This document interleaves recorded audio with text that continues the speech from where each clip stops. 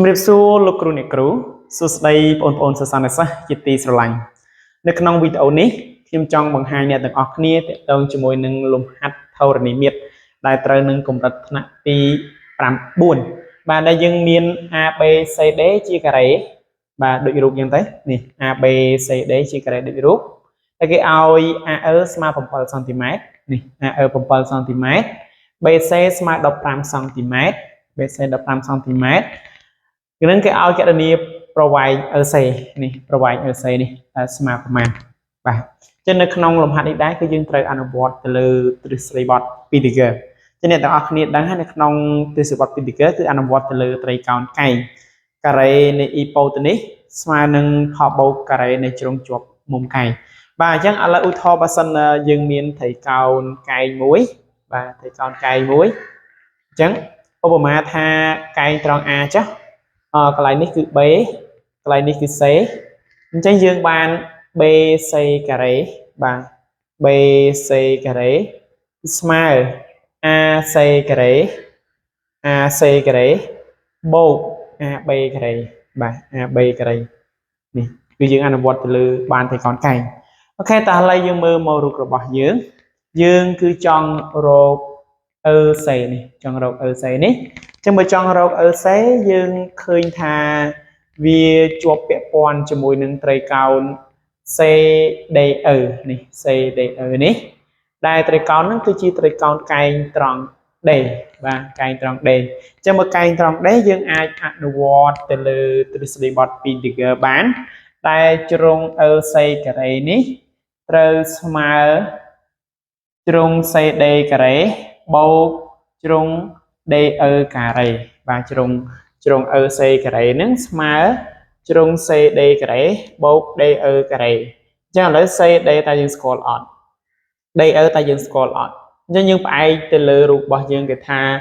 ABCD នេះ ABCD ជាការ៉េទីស្គាល់ការ៉េគឺរង្វាស់ជ្រុងទាំង4គឺប៉ុនគ្នាអញ្ចឹងបើរង្វាស់ជ្រុងនេះស្មើនឹង15 BC ស្មើ15អញ្ចឹងជ្រុងទាំង4របស់វាគឺ15ទាំងអស់អញ្ចឹង15ទាំងអស់ប្រវែងនេះ15ប្រវែងនេះក៏15ដែរបាទប្រវែងនេះក៏15ដែរនៅរង្វាស់ជ្រុង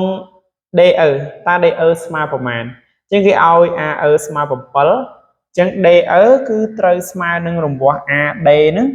ដករង្វាស់ AE ចេញអញ្ចឹង DE គឺត្រូវស្មើ15បាទនេះ AD យើង15 AD គឺស្មើនឹង BC បាទអញ្ចឹងស្មើ15ដកបាទ AE ចេញគឺ7បាទអញ្ចឹងស្មើនឹង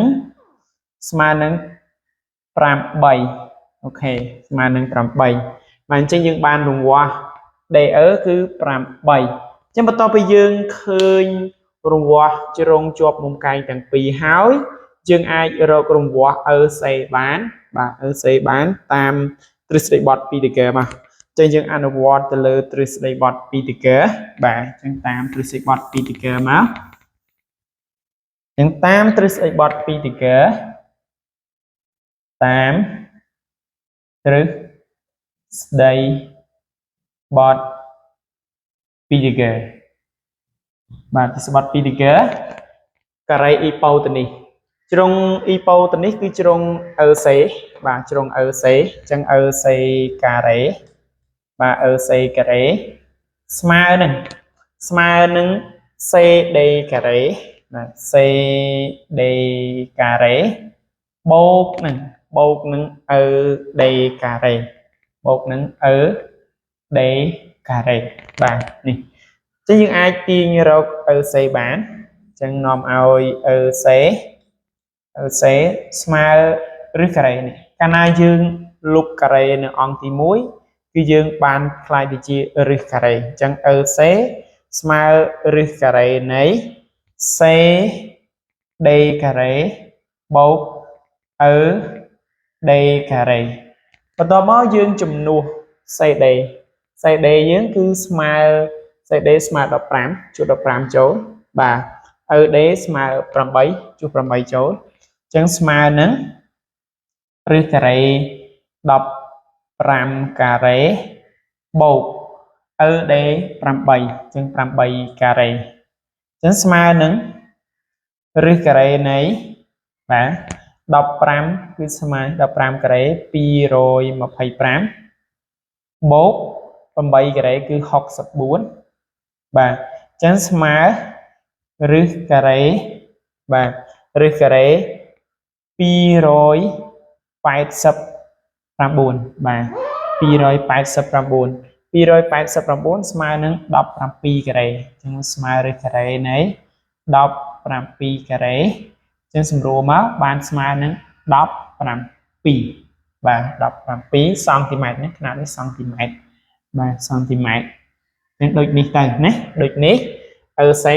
ស្មើនឹង17 cm អរគុណដែលបានតាមដានទស្សនាតាំងពីដើមរហូតដល់ចប់បើគិតថាវីដេអូនេះល្អកុំភ្លេចជួយចុច like ហើយ share follow page ម្នាក់មួយដើម្បីទទួលបានវីដេអូដែលខ្ញុំអាប់ឡូតនៅពេលក្រោយអរគុណជួបគ្នានៅវីដេអូក្រោយ